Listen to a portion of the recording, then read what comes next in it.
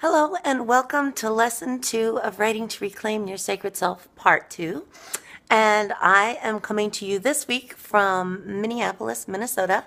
And I am not in a beautiful outdoor location because it's freezing cold outside. I am sitting here surrounded by many beautiful, loving little furry souls. That's Lars. He's one of them in a friend's house. And this week, I wanted to talk to you about the idea of becoming the divine innocent. I have titled this week's lesson, Playing the Fool, the Fine Art of Letting Go. And I have used to represent this lesson the tarot card called the Fool.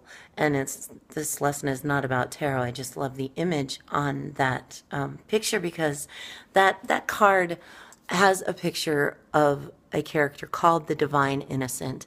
And he's a young, naive looking man surrounded by light, and he is about to step off the edge of a cliff. And you could think of that as being a really bad or scary thing because jumping off a cliff, if something doesn't save you, is going to end in death. But that card is actually one of the most hopeful cards in the entire deck, and that is because it is implied in the card that even though the Divine Innocent is jumping off the edge of the cliff, something is going to catch him. The picture is surrounded by light and joy. And I think in our lives we are often faced with these situations where we are being guided to let go of something that up until that point has served us in some way, has made us feel safe, has been a source of nourishment for us, and over the course of time has morphed into something that is unhealthy for us or isn't serving us or the people in it anymore, and we are guided to let go. Things start happening in our lives. It just doesn't feel right anymore. But there's a terror that comes with it because you are literally stepping off into a void. You have no idea what is going to happen next. And so you cling to the edge of the cliff, even though it's not serving you anymore, until that magic moment where you finally say, I can't hold on anymore. I don't know what's going to happen, but I do trust that life is kind and generous and good. And if I step off this cliff, something is going to catch me. And I tell you, I've learned to call myself a professional cliff jumper, and I do jump often, kicking and screaming all the way, but I jump when the universe gives me guidance that it's time to jump. And I can tell you that every time I jump, I am caught by a pair of invisible hands that take me to the next big and beautiful adventure of my life. Something that is nourishing, something that is fresh and new and loving.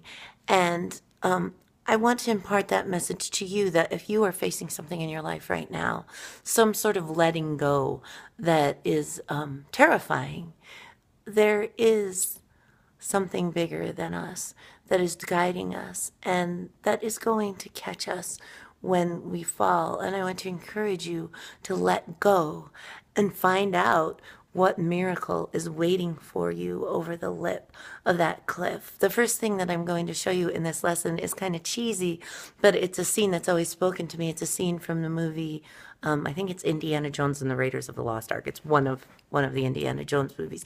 But in the clip, Indiana Jones is being guided by this book that he's following to step off the edge of a cliff and to avoid, and he has to do it to save his father. And of course, he's terrified because he's jumping off a cliff, but he finally does it. He steps off the cliff, and after he steps off the cliff, he sees a path across the chasm that was always there, but he couldn't see it from where he was standing, and he is able to walk across to the other side to safety. And I think that's a beautiful metaphor for what happens to us when we are guided to let go. So I have things in this lesson that I always have. I have songs, I have readings, I have videos, I have things for you to think about and contemplate. And then I want you to just think about things in your life that you might be hanging on to, that it's time to let go of, because you can't really get the new in your life. Until you make room for it, you have to let go of the old. And just because something used to serve you, just because something was beautiful when it came into your life, doesn't mean it's necessarily serving you now. And your heart knows the truth. I believe all of us have a sacred heart that is connected to the divine and that knows exactly what we need at exactly the right time. So if your beautiful sacred heart is guiding you to let go, then let go. And I hope this lesson will help you to think about and do that. Blessings.